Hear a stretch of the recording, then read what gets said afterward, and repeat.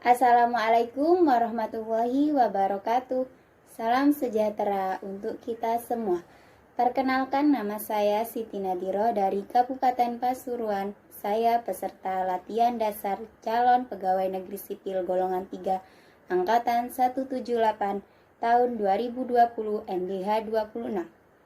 Di sini saya akan mempresentasikan hasil laporan aktualisasi saya dengan judul Optimalisasi Pembiasaan Membaca Asmaul Husna dengan metode Hanifida untuk meningkatkan nilai-nilai religius di SDN Sungai Kulon, Kecamatan Pejentrek.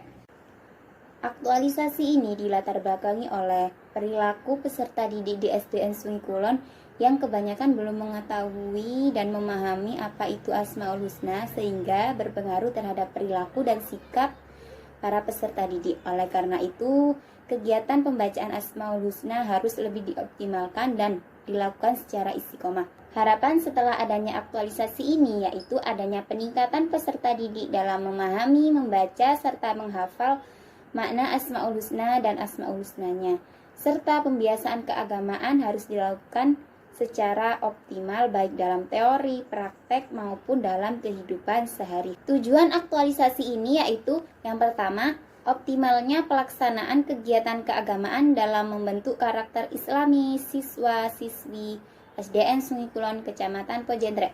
Yang kedua, meningkatnya gemar literasi siswa. Yang ketiga, terwujudnya siswa yang memiliki pengetahuan, informasi, dan daya ingat yang kuat sehingga mendukung dalam proses pembelajaran. Kegiatan aktualisasi ini dibuat berdasarkan isu-isu permasalahan yang terjadi di tempat kerja, yakni di SDN Sungai Kulon, Kecamatan Pejentrek. Nah, ini isu-isu yang terjadi di tempat kerja saya sebagai berikut ini. Sebelumnya, saya menganalisis isu-isu tersebut menggunakan metode AKPL.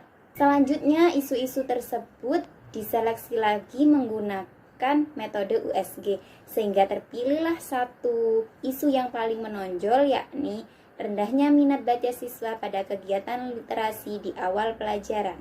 Berikut adalah alur kegiatan pemecahan isu yang saya lakukan. Di situ ada 9 kegiatan dalam pemecahan isu. Kegiatan pertama, melakukan konsultasi dengan coach yang terlaksana pada tanggal 17 Februari 2020 dengan hasil capaian persetujuan atas judul dan rencana kegiatan aktualisasi yang dibuat.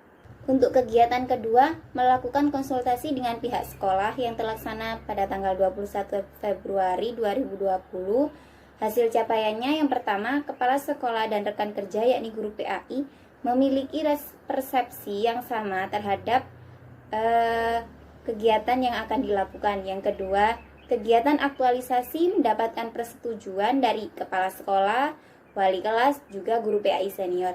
Yang ketiga, mendapatkan saran dan masukan dari guru PAI serta kepala sekolah. Untuk kegiatan ketiga yaitu melakukan konsultasi dengan mentor yang terlaksana pada tanggal 24 Februari 2020. Hasil capaiannya adalah persetujuan dan tersusunnya rencana kegiatan aktualisasi sesuai dengan saran dan masukan mentor atas rancangan aktualisasi yang telah dibuat. Kegiatan keempat, mengidentifikasi kemampuan peserta didik terkait pembacaan Asmaul Husna.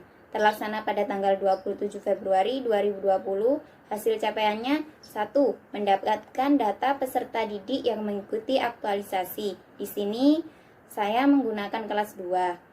Yang kedua, mendapatkan data tentang capaian peserta didik dalam melaksanakan pembacaan Asmaul Husna sebelum menggunakan metode Hanifida.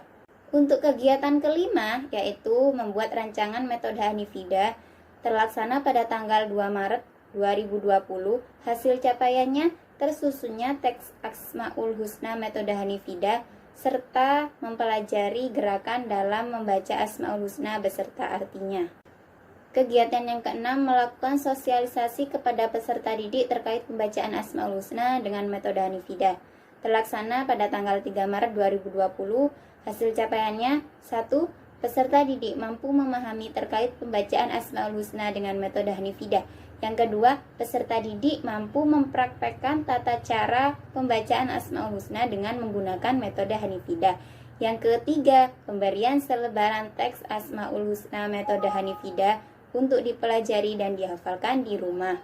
Kegiatan ketujuh mengaktualisasikan pembacaan Asmaul Husna dengan menggunakan metode Hanifidah terlaksana pada tanggal 9 sampai 14 Maret 2020. Hasil capaiannya peserta didik mampu melaksanakan pembacaan Asmaul Husna dengan metode Hanifidah. Berikut adalah beberapa video pelaksanaan visualisasi pembacaan Asmaul Husna dengan menggunakan metode Hanifidah. Untuk kegiatan ke-8, mengevaluasi pelaksanaan membaca Asmaul Husna menggunakan metode Hanifidah. Hasil capaiannya ada dua. Yang pertama, mendapatkan data tentang capaian peserta didik dalam melaksanakan pembacaan Asmaul Husna sesudah menggunakan metode Hanifidah. Untuk yang kedua, mendapatkan kesimpulan yang dicapai peserta didik setelah kegiatan aktualisasi. Nah, ini dia adalah diagram perbandingan sebelum dan sesudah habituasi. Adapun dari segi pemahaman dapat disimpulkan dari jumlah peserta didik sebanyak 42 orang, peserta didik yang mengalami peningkatan pemahaman terkait Asmaul Husna adalah 41 orang, sementara untuk yang 1 orang tidak mengalami peningkatan pemahaman terkait Asmaul Husna. Adapun dari segi hafalan dapat disimpulkan dengan jumlah peserta didik sebanyak 42 orang, peserta didik yang mengalami peningkatan hafalan Asmaul Husna adalah 39 orang, sementara 3 peserta didik lainnya tidak mengalami peningkatan hafalan Asmaul Husna. Adapun dari segi intensitas pelaksanaan membaca Asmaul Husna dapat disimpulkan dari jumlah peserta didik sebanyak 42 orang, peserta didik yang mengalami peningkatan dalam membaca Asmaul Husna kategori selalu adalah 24 orang. Yang 15 orang mengalami peningkatan membaca Asmaul Husna kategori sering. Sementara peserta didik lainnya sebanyak 3 orang tidak mengalami peningkatan dalam intensitas membaca Asmaul Husna tersebut. Untuk kegiatan yang ke-9, yakni kegiatan yang terakhir adalah menyusun laporan aktualisasi. Adapun kesimpulan dalam aktualisasi ini, di sini ada 3.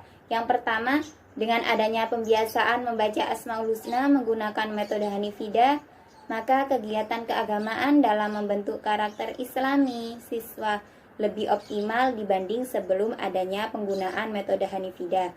Hal ini dapat dilihat dari yang semula siswa membaca Asmaul Husna jarang atau malah ada yang nggak pernah.